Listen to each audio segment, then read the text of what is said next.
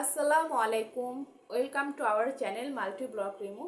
আশা করছি যে যেখানে আছেন আলহামদুলিল্লাহ আল্লাহর অশেষ রহমতে সবাই অনেক ভালো আছেন। চলে আসলাম নতুন আরেকটি ব্লগে। আজকের ব্লগটা শুরু করতেছি আমার বাসা থেকে, দেখতে পারতেছেন। তো আমি আবারও দুদিন পর গ্যাপ করে আবার নতুন ব্লগ দিতে আসলাম। তো আজকে যে ব্লগটা আপনাদের সাথে শেয়ার করব, অবশ্যই প্রত্যেকটা কথা আপনারা প্লিজ মনোযোগ সহকারে শুনে যাবেন। আর আজকে ব্লগটা প্লিজ স্কিপ করবেন না, কারণ যে কথাগুলো আজকে শেয়ার করব প্রত্যেকটা মেয়ের জন্যই গুরুত্বপূর্ণ কথা। তো আশা করছি সবাই আমার পাশে থাকবেন। আর প্রত্যেকটা প্রত্যেকটা কথাই অনেক গুরুত্বপূর্ণ। তো আশা করছি যে প্রত্যেক আপু আছেন, মানে আমরা মেয়েরা যারা আছি, বিবাহিত মেয়েরা, তারা অবশ্যই প্লিজ কথাগুলো শুনে যাবেন। আর যদি আমার কথাগুলো ভালো লাগে তাহলে অবশ্যই আমার চ্যানেলটি সাবস্ক্রাইব করে দিবেন, লাইক কমেন্ট শেয়ার করবেন, পাশে থাকা বেল আইকন অবশ্যই বাজিয়ে দিবেন যেন আমি ছাড়া প্রত্যেকটা ভিডিওর নোটিফিকেশন আপনাদের ফোনে চলে যায়। আর আমি যেহেতু একদম নতুন একটা ইউটিউবার, কথার ভিডিওটি হলো অবশ্যই ক্ষমা দৃষ্টিতে দেখবেন। আর যে কথাগুলো আজকে আপনাদের সাথে শেয়ার করব সেটা মানে কি বলবো, আমি বলার আগেই আমার কেমন কেন জানি হাসি পেয়ে যাচ্ছে। তারপর আপনাদের সাথে শেয়ার করি। সেই ব্লগটা সেই কথাটা দেখেন, মানে আজকে 2 দিন যাবত হবে হাইকোর্টের থেকে রায় দিছে যে দ্বিতীয় বিয়ে করতে লাগবে না প্রথম বউয়ের অনুমতি। কি ভাই, মানে আমরা কোন জামানায় চলে আসলাম যে হাইকোর্টের থেকে অর্ডার দিছে যে দ্বিতীয় বিয়ে করতে লাগবে না প্রথম বউয়ের অনুমতি? এটা কোনো কথা ভাই? কিছু কিছু ভাই, মানে বর্তমান 100%-এর ভিতরে 95%ই হাজব্যান্ড মানে কি বলবো, গ্যারান্টি ছাড়া, হ্যাঁ, আর 5%ই ধরেন গ্যারান্টি সহকারে সুন্দর মতো করে সংসার করতেছে। ভাই আমাদের আশেপাশেই তো আমরা অনেক দেখতেছি যে সাংসারিক ছেলে খুবই কম। তো সব কিছু মিলিয়ে যখন এই হাইকোর্টের এই রায়টা যখন হয়, তো আমার হাজবেন্ড, মানে ও তো ফেসবুক চালায়, তো ও প্রথম ফেসবুক থেকেই এই মানে এটা দেখে। তো আমি তখন ঘুমাইতেছি, প্রায় মনে হয় ভোর 5টা না যেন 6টা বাজে। ও ও ওয়াশরুমে যাইতে নিচ্ছে, ওয়াশরুমে যাব, আমি তো ঘুম, ওয়াশরুমে গেছে, তারপর ও ফোন একটু ধরছে, ধরার পর এখন দেখে যে এই ফেসবুকে এটা। তো আমাকেও ঘুমের মধ্যেই ডাকতেছে যে রিমো, উঠো উঠো, একটা মজার মানে একটা জিনিস দেখো। ভাই এই ঘুম ঘুম আমার যে এত সুন্দর একটা ঘুম আসছে, এসে ঘুমের ভিতরে সে ডাকতেছে মজার একটা সিন দেখার জন্য। তা আমি ওই মানে হালকা হালকা চোখে দিয়ে আমি তাকিয়ে বললাম যে কি দেখাবা বলো। তো বলতেছে এই দেখো হাইকোর্টের থেকে কি রায় দিছে। কি রায় দিছে? হাইকোর্টের থেকে রায় দিছে প্রথম না সরি দ্বিতীয় বিয়ে করতে লাগবে না প্রথম বউয়ের অনুমতি। মানে এই কথা শুনে আমিও হাসতেছি, আমার হাজবেন্ডও হাসতেছে। মানে ও হাসতেছে এই কারণ যে ভাই এখন বর্তমানে যে জামানা চলতেছে, সেই জামানার মধ্যেই আহ, কয়জনই ভালো করে সংসার করে বলেন? সেই ক্ষেত্রে যদি আবার হাইকোর্টের থেকে এই রায় দেওয়া হয়, তাহলে তো মনে করেন মানে ছেলেদের এটা বাধ্যতামূলক বিয়ের মতো হয়ে গেল।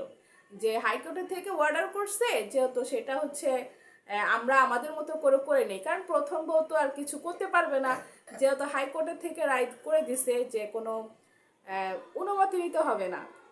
তো এই কারণে আপনাদের প্রত্যেকটা হাজবেন্ডের কাছে আমি একটা কথা বলি, যারাই একদম প্রকৃতভাবে স্ত্রীকে ভালোবাসেন বা সাংসারিক, তারা অবশ্যই এই মানে ভিডিওটা বা পোস্টটা আমি মনে করি স্কিপ করে যাওয়াই ভালো।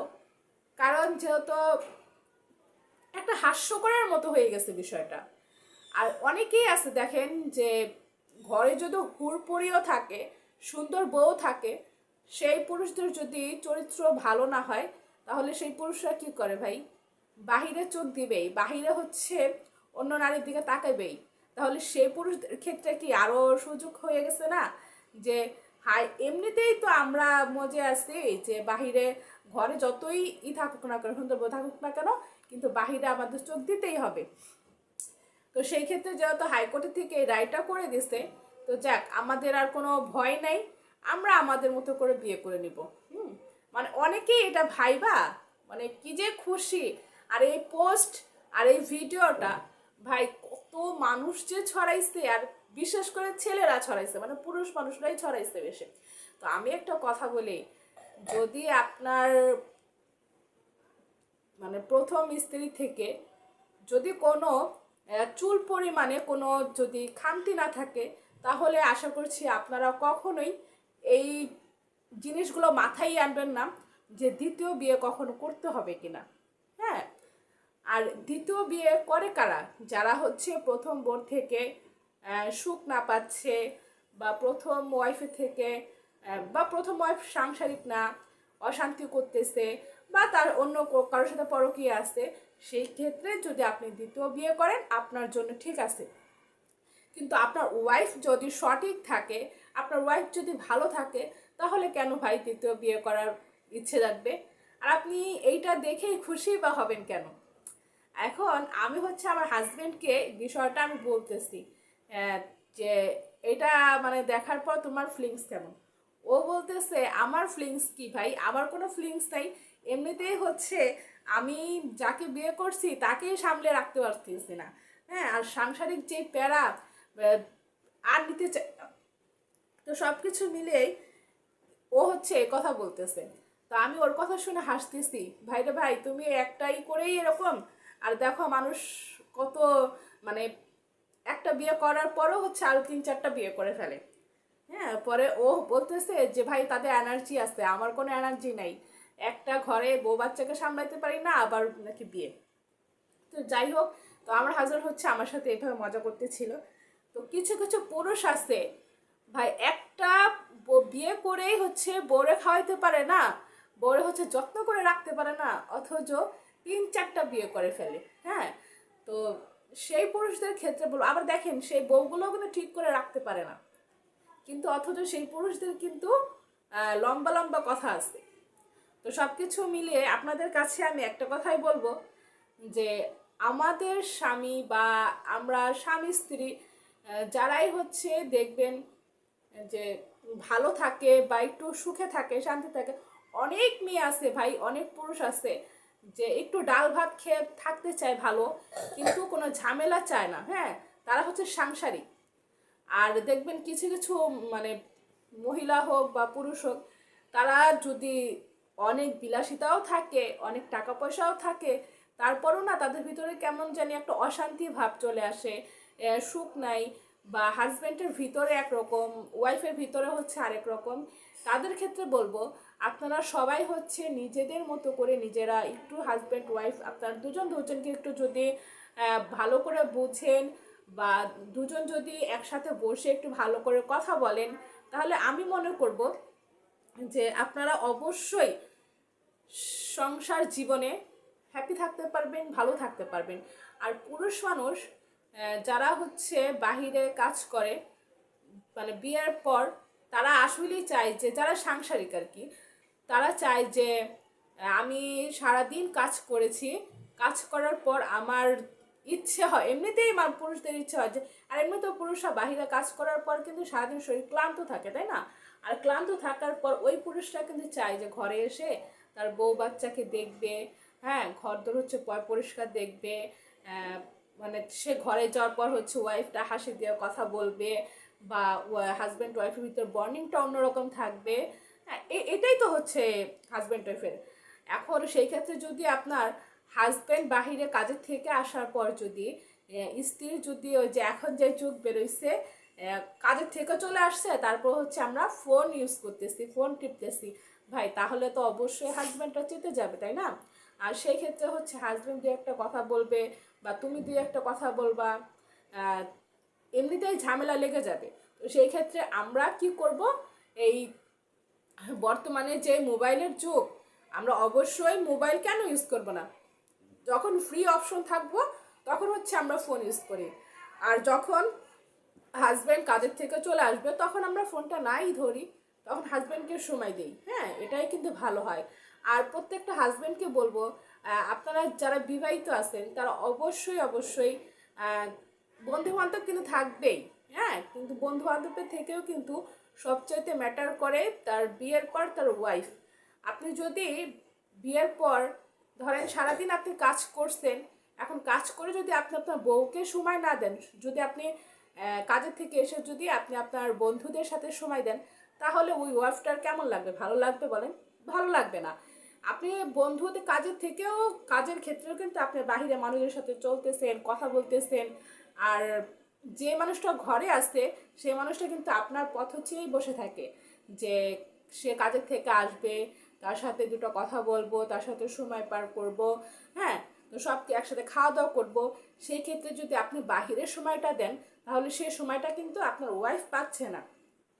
আর আপনার ওয়াইফ যদি সে সময়টা না পায়, তাহলে আসলেই কিন্তু তারও খারাপ লাগবে। আর সে তখনই চাইবে, সে যদি বন্ধুদের সাথে সময় দেয়, তাহলে আমি কেন আমার মতো করে সময় বের করতে পারবো না? তো এই কারণেই হচ্ছে হাজব্যান্ড ওয়াইফের দূরত্বটা বেড়ে যায়।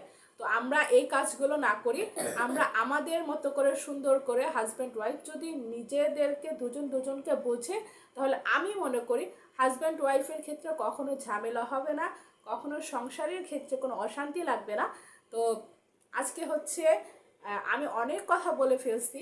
তো আশা করছি আমার কথাগুলো যদি আপনাদের সবার ভালো লাগে, তাহলে অবশ্যই অবশ্যই আমার চ্যানেলটির পাশে থাকবেন। আর আমার কথাগুলো কেমন লাগছে অবশ্যই কমেন্টস করে জানাবেন। আর প্রত্যেকটা হাজব্যান্ডের কাছে আমি আরেকটা কথা বলে যাই, প্লিজ ওয়াইফ যদি আপনাকে নাও বোঝে তাও বোঝানোর চেষ্টা করবেন। বা মেয়েদের ক্ষেত্রে বলতেছি, হাজব্যান্ড যদি না বুঝে, হাজব্যান্ডকে সুন্দর করে বুঝিয়ে চেষ্টা করবেন, মানে বলে বুঝিয়ে চেষ্টা করবেন সুন্দর করে ঠান্ডা মাথায়, তাহলে দেখবেন দুজন দুজনকে খুব সুন্দর মতো করে বুঝে যাবেন। তো আশা করছি কোনো ঝামেলা করবেন না। আলহামদুলিল্লাহ আমার বিয়ের প্রায় 10 বছর হয়ে যাবে এই সামনের মাসে। তো এই 10 বছরের ক্ষেত্রে আলহামদুলিল্লাহ আপনাদের দোয়া এবং ভালোবাসায় দুটো ডাল ভাত খেয়ে অনেক ভালো আছি। আর এই ভালোটাই চাই সারা জীবন থাকতে। কারণ প্রত্যেকটা মেয়েই চায় যে লাল শাড়ি পরে স্বামীর ঘরে আসার জন্য, আর সাদা কাপড় পরে স্বামীর ঘর থেকে বের হওয়ার জন্য। তো আশা করছি আমার মনেও সেই আশাটা আছে, আল্লাহ যেন সেই আশাটা আমার পূরণ করে। আমি কখনোই চাই না আমার হাজব্যান্ডের মনে কষ্ট দিতে, আর আমার হাজব্যান্ডও চায় না কখনো আমার মনে কষ্ট দিতে। আমরা দুজন দুজনকে অনেকটা বুঝি, আর দুজন হচ্ছে দুজনকে অনেকটা ভালোবাসি।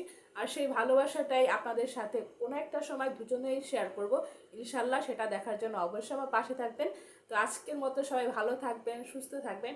আর আমি হচ্ছে একটু অসুস্থ আছি, কেন অসুস্থ আছি সেটাও আপনাদের সাথে শেয়ার করবো ইনশাল্লাহ। তো সবাই সাথেই থাকবেন, ফুল ভিডিওটা স্কিপ না করে দেখতে থাকবেন। আর হচ্ছে আবারও আপনাদের সামনে কোনো কন্টেন্ট নিয়ে চলে আসবো।